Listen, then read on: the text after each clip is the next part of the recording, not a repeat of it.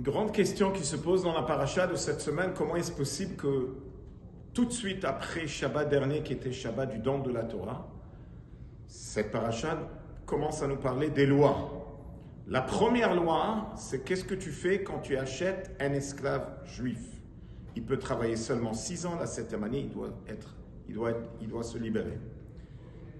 Pourquoi la Torah, de toutes les lois, elle choisit la loi de l'esclave?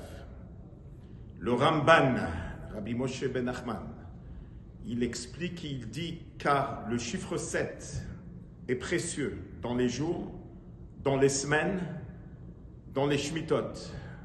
Dans les jours, le 7e jour, c'est Shabbat. Dans les années, la 7e année, c'est Shemitah. Et 7 x 7, 49. La 50e année, c'est l'année la plus sainte, Yovel, Jubilé. Tout cela pour se rappeler, il dit le Lachon du Ramban, c'est, et Rabbeinu Bechaï le dit aussi, c'est Sod Yemot Olam. C'est le secret du monde. Car Akadosh Baruch Hu, quand il a créé le monde, il a créé en 6 jours. Donc il faut se rappeler du Shabbat. Et ce message est tellement important, il dit le Ramban, que la Torah elle a été très sévère, que si on ne respecte pas la 7e année en Israël, qui est l'année shabbatique, l'exil vient parce qu'ils n'ont pas respecté l'année shabbatique. À tel point c'est important de se rappeler, car c'est toute l'histoire de la création et c'est toute, en réalité, c'est même encore plus que cela, c'est toute l'histoire de notre avenir, de savoir, oui, que le monde y tient 6000 ans, 7e millénaire c'est shabbatique, c'est Mashiach. Et de là on comprend quelque chose de très fort, que pourquoi la Torah elle commence avec Ki tikne eved ivri, le pasuk qui dit comme ça, Ve'ele hamishpatim asher tassim lifnehem. À qui il parle? Tassim, toi, Moshe Rabbeinu, lifnehem, devant eux. Ça veut dire que Moshe Rabbeinu, il a un devoir. Et quel est son devoir? Ki tikne eved ivri, on peut dire ki takne. Ça veut dire, le juif, il vit dans un monde, mais c'est vrai que le juif, il est croyant. C'est vrai que le juif il a une émouna, mais pas nécessairement que cette émouna, elle pénètre en lui. Et c'est ça qui dit le pasuk, Asher tassim lifnehem, explique Admor Hazaken dans Torah. Or, lifnehem veut dire l'ipnimiutam, il faut que ça pénètre. Il peut avoir un juif qui prie 3 fois par jour, et il a la émouna que c'est Dieu le patron, mais quand il va au travail, il fait des choses qui ne sont pas honnêtes. Il fait des choses avec malice.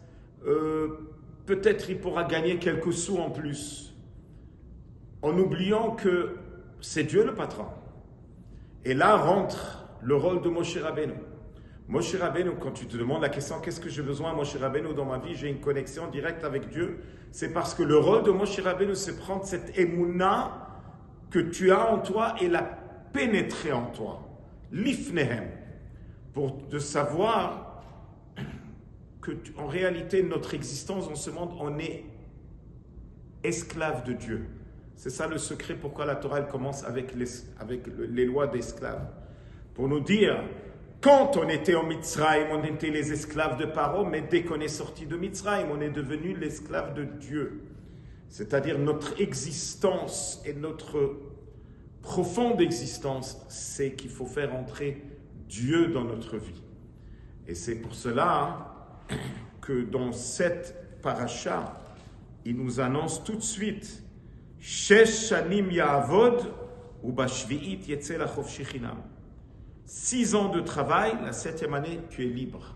Qui veut dire que ça n'existe pas un esclave qui rentre pour travailler pour toujours. Un esclave, même si la tribunal l'a vendu. La tribunal l'a vendu parce qu'il a volé, mais il y a le but final, c'est qu'il va être libéré. Qui veut dire aussi que il y a ce travail de 6000 ans qui se passe dans ce monde, mais à un certain moment, on va être libre, on va avoir la Géoula. Un juif, au moment même quand tu travailles durant la semaine, tu penses à Shabbat. Qu'est-ce que je peux faire? Comment je peux me préparer pour Shabbat? C'est pareil aussi dans notre vie quotidienne. Qu'est-ce qu'on peut faire pour le grand Shabbat, l'arrivée de Mashiach?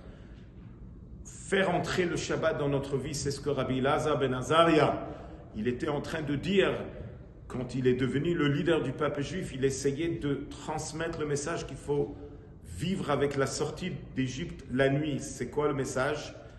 Quand il fait nuit, quand il y a l'obscurité, il ne faut pas vivre avec l'exil, mais avec la délivrance.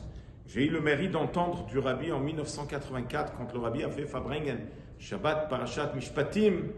Il a dit que quand on fait le compte, maintenant c'est déjà le moment que le Shabbat doit entrer.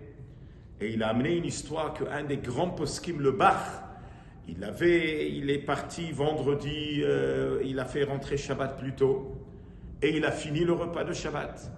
Et il habitait à Francfort, et après le repas de Shabbat, il se promenait au bord du fleuve, et il faisait encore jour.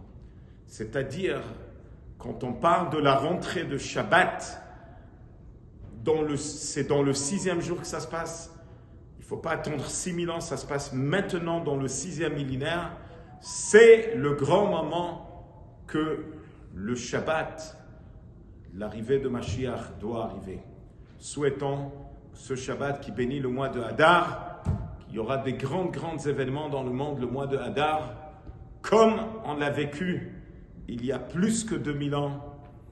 L'histoire, on rentre maintenant dans l'histoire de Purim, et toute l'histoire de Purim, c'est à Paras, c'est en Iran. Alors, Be'ezrat Hashem, on va souhaiter qu'il y aura des grands événements qui vont se passer de nouveau, Be'ezrat Hashem, autour de Purim. Shabbat, Shalom, et un joyeux Shabbat Mevachim Adar et Parashat Shkalim.